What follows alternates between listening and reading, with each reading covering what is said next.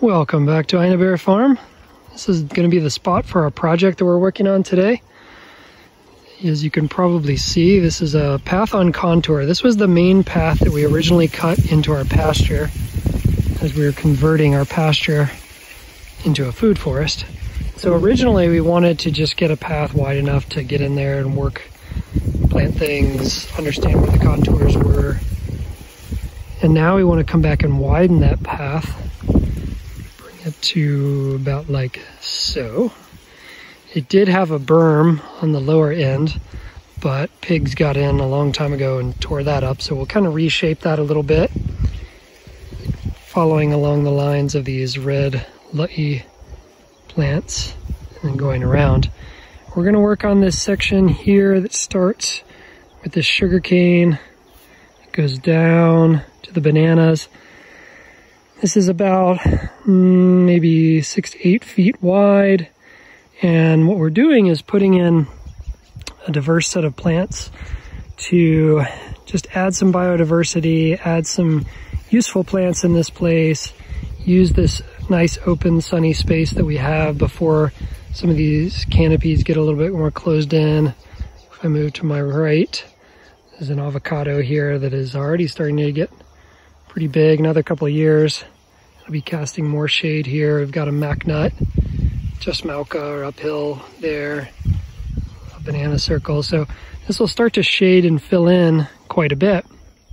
So we want to take advantage of this sun right now and grow some things that are a little bit more sun loving as over the next few years as things fill in from the sides. So we've got a little bit of a plan as to how we're going to attack this, and I will show you my crappy little sketch here in just a second. But I'm not too much of a planner. I actually like to, my style is more to just jump in, start digging, and as I'm working out there, I just kind of get a feeling of what I want in certain places. I do have some anchor plants that I want to throw down in this space, and a few things that I just need to get on the ground that I think this is a good spot for. So that's a good starting space.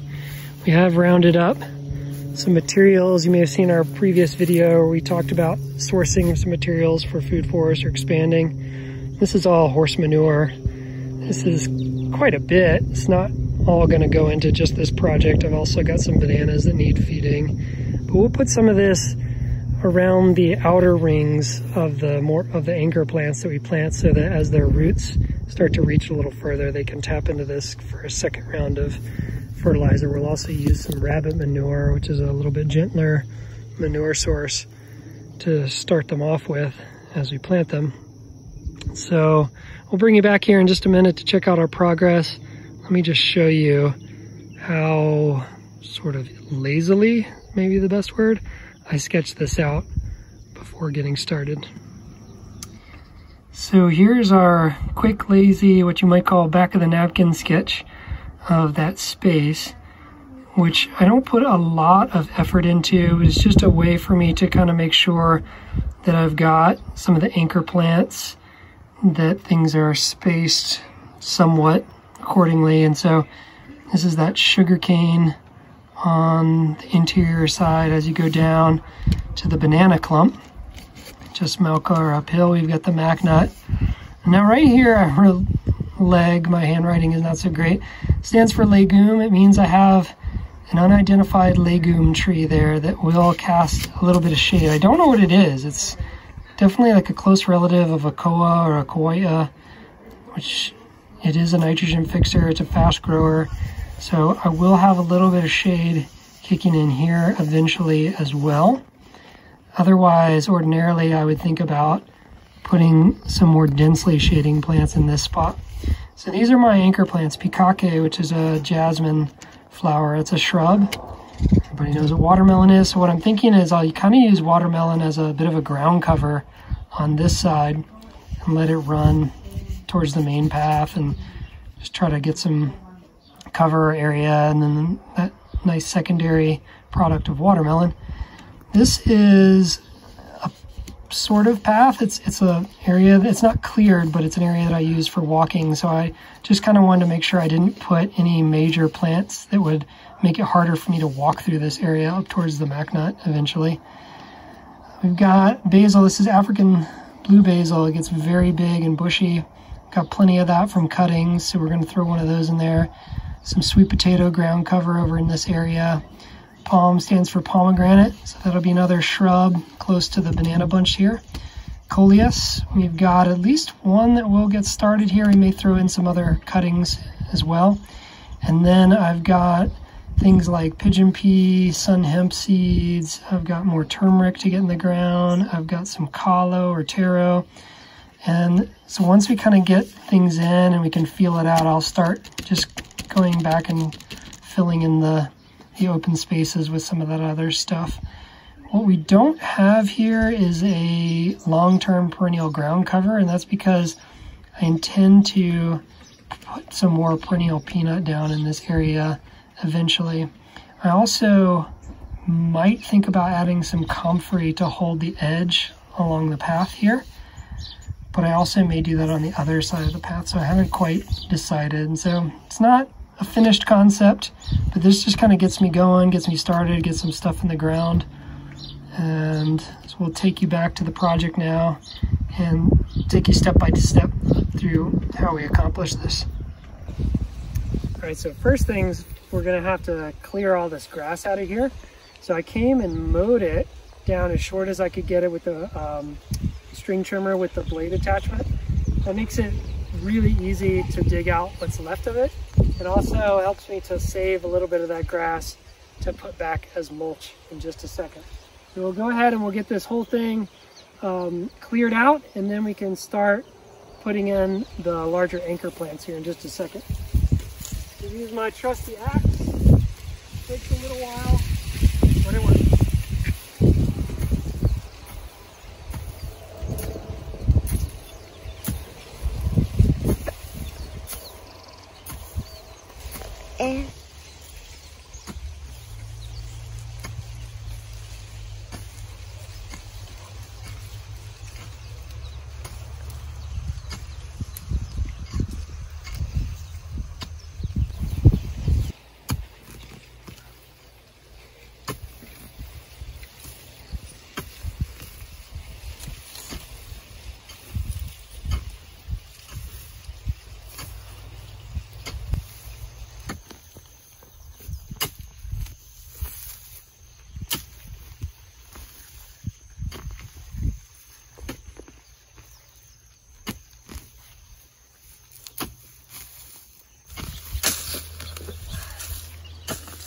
All right, this is the last little bit.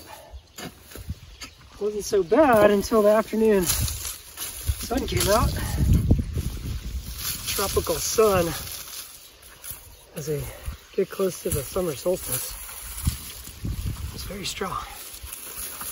But got this cleared in a few hours.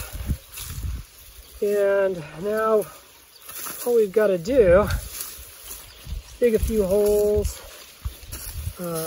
set this path back up, and form that berm on the downhill side. And then we'll be ready to come back, put some plants in the ground, add some fertilizer, take a look at that. So hang tight, we'll be back in just a minute. All right, now we're getting down to the fun part. So we are getting ready to plant. We're mending the holes that we dug. I just wanted to show you this soil quality really quick. It's got a red tint to it. So some people mistakenly think of it as clay. It is definitely not clay. It is very crumbly. It does not hold moisture very well. It's got awesome drainage. That's one of the pluses of it. It does have plenty of nutrients in it, although a lot of those nutrients are locked up. Not a lot of organic material. So that's why when we plant, we pretty much always add organic material to the planting hole, which I wouldn't necessarily do in a lot of places that maybe don't have good drainage or already have plenty of organic material, because you could actually create a root rot type of situation. But for this soil, that is definitely not a problem. We need all the moisture retention and available nutrients we can give to our plants. So one of the things we use is fresh rabbit manure. And so we've done a video before on our rabbits, It's an awesome manure because it's ready to go right away. We just collected this from their litter boxes, and that can go right in the planting hole. It's very gentle. It's like a 1-1-1 type of NPK on those macronutrients. It doesn't create like heat that will burn the roots or anything like that. So we just throw a little bit in the bottom of the hole, put the plant in, plant it, and then we usually will top dress the hole with a little bit as well, just for good measure. And then I also just wanted to say a couple things about this design. And so you saw the way that I did like the real quick, lazy design to get, to decide where these anchor plants are going to go and what anchor plants they are. And so I just wanted to say really quick about like what function this area serves. This is not like a syntropic line of agroforestry where we're trying to grow like large canopy trees. We're surrounded by fruit trees already. Bananas, Rollinia, avocado, macnut, rambutan, sugarcane. So this canopy is going to fill in over time. And then we've got our path on contour right here. So this is just a section that was just grass. It's open real estate right now. It's plenty of sunshine. So we want to take advantage of that and grow some of those things like watermelon while we have the sun. I also want to get rid of the grass because if there's grass there, we have to maintain it. It means we have to keep cutting it and cutting it. So we want a little bit more biodiversity in the root zones, in the canopy, because that monocrop grass thing, you can see it just doesn't enrich the soil. And so we're putting in some plants that serve some good functions for us. We're also going to put in some plants that serve some functions to just enrich the soil. So we'll finish amending these holes, and we'll come back in just a second and start getting our plants in the holes. Okay, we got some plants. These are our huli, like our little baby Kalo, Taro. See a new leaf popping up there. I want to trim off most of the leaf coming out, but making sure you don't cut where the new leaf emerges. Got a little bit of root on this. This is a running variety, which is why I wanted to plant it up here, because I actually want to encourage it to spread. And maybe this will fill in with some really nice big Kalo leaves. So just pop them in. We want them to be fairly deep, not crazy deep, but a few inches down. Get them nice and tucked in. We'll also be putting straw around these too, so if I have that extra layer of mulch and water retention, and just to keep the roots from getting really, really hot. So we'll just keep going around and getting these huli in the ground. Once they get going, they should grow fairly fast. You can often get them to the point where they are ready to be harvested in 6 months or so.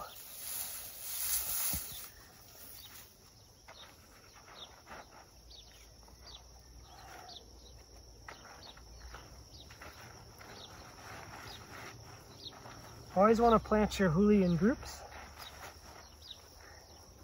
They are communal plants, help each other out. If you're trying to plant them to harvest the corn, you probably want to put them in lines and trenches. But if you're just kind of adding them to the landscape, you can put them in little clusters as long as they're nearby each other. So here we've got our pomegranate. This is a cutting that we took from a named variety that we have growing out front. I'm pretty underwhelmed with how it's done so far out there. So this is kind of an experiment, putting it back here to see if it does any better back here. Out there it's kind of by itself, it's near the driveway. I thought it would sort of like the drier, really good drainage spot that it's in. It's doing okay, but it's been in the ground for well over a year, and it's just nothing to get too excited about. Hasn't flowered, of course, hasn't fruited. So we'll see if we plant it as part of more of like a community over here. Maybe it'll do a little bit better, who knows. One of the issues with the one out in the front is it does get a little pest ridden. Something really chews up the leaves, and that has definitely slowed it down in its growing. And so I think by putting it in a family out here, we definitely increase the chances the pests will leave it alone. So here we got this beautiful coleus. This is another one we talked about in our resource video. You can just grab from cuttings. So even now I could take 4 or 5 cuttings off of this and make a lot more plants. But this one's probably got some big roots on it. Just really want to get it in the ground. It'll also help me to stop having to take care of it in this tiny little pot. So just trying to grab as much of the root ball as I can within reason. I'll bring a lot of this decent soil with me. Look at all that. That's from a cutting that I stuck in there, I don't know, maybe 2 months ago. A lot of roots. And my gloves so I don't have to directly touch the rabbit manure. So we'll get this in here. There's quite a bit of variety to coleus in the coloration and all the different patterns on the leaves and things. For some reason, this one is doing really well all over our food forest. It stays nice and full. We have another one that we planted. It doesn't do as well. So I really want to try to propagate quite a bit of this one. These are our cuttings of the blue basil. These get really big. I could just put one here and let this one get really big, but I like planting things in groups of 3. And so I'm just gonna keep going with that. And we'll just have 3 and let them get as big as they want to be. They'll definitely fill in the space.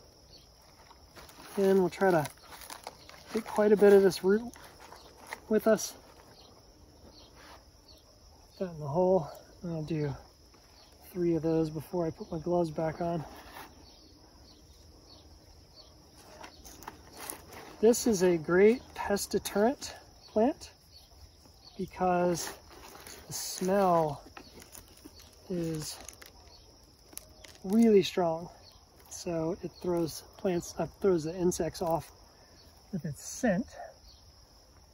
And because it gets really big, it sort of will grow into the other plants around it as well, which can confuse insects with a little bit of variety of leaf pattern and structure. So it's just an all-around good companion plant, I have found. It's also pretty simple to take care of. And get it watered in pretty good in the first couple weeks, and then you can pretty much forget about it. Tuck these guys in here.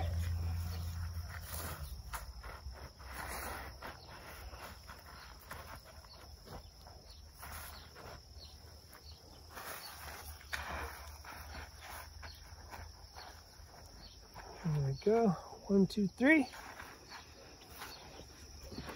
And we'll finish our few other hooey down on this side. We have a group of 4. Change it up a little bit.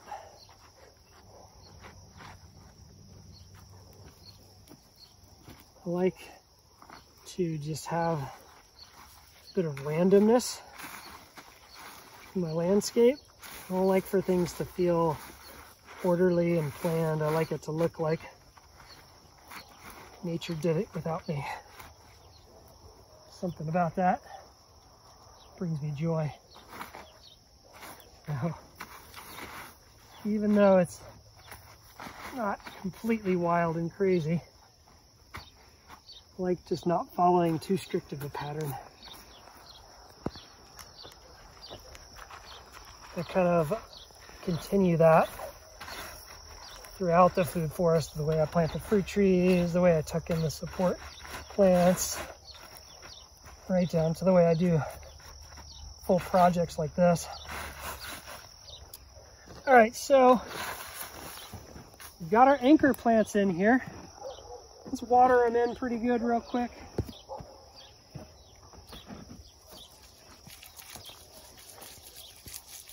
There's a bit of a slope here, so each time I plant something, I try to kind of sink it in a little bit like a bowl so that the water doesn't just completely run off. Make a little berm on the downhill side. Doesn't have to be anything major, just to keep the water from just flying straight off there. You want to give things plenty of water when you're first planting them. Not only to get them the water, but to try to just close any of the air gaps down around the roots. See if the water starts running, I just sort of build that up with my foot. Yeah, really make sure the roots are surrounded with fresh soil so that they're not having to work really hard to get at the moisture that's in there. We're gonna have to restock on our water in a minute here. So let me just do one last thing. Here we've got a jar of our pigeon pea we talked about. One of the plants we talked about in our last video. So we have tons of this stuff. It's a nitrogen fixer. Makes a lot of biomass. Grows really fast. Provides some shade. And so what we're gonna do is just scatter some of this throughout this area. Not all of these will come up. That's okay. You know, you could go and push them into the soil better, or even just individually plant them if you want to. We've planted so much of this stuff at this point that I've kind of just reached the point where I just like to scatter seed it around. What we're going to be doing is we'll get a hose and water this whole section down, and then we'll cover it with straw, some fresh cut grass, and we'll tuck the straw in a little bit thicker around the base of our anchor plants that we put in here, and then we'll let it be a little bit more thin around the other areas, because that way the pigeon pea will have enough mulch to stay moist underneath the straw, but also won't have to fight its way up through the straw that much. We're also going to sprinkle in some seeds of the orange torch flower, the tender tithonia, and some marigold as well. We've got just a lot of seeds of those different things. And we'll just see what comes up in between all this stuff. It'll be a nice temporary ground cover, add some flowers, bring in some beneficials. We really just want to fill this whole area up, biodiversity, make it look good. So we'll come back and revisit this in maybe late July. We're going to do our big epic 2 years of food forest building in July. It'll be 2 years we've been here. So we'll do a big epic tour then. We'll revisit this area and see how everything looks, get some updates on that. But until then, we've got plenty of other videos that'll be coming out soon. So stay tuned. Throw any comments, questions in the comments section. We'll see you next time at Aina Bear Farm. Aloha.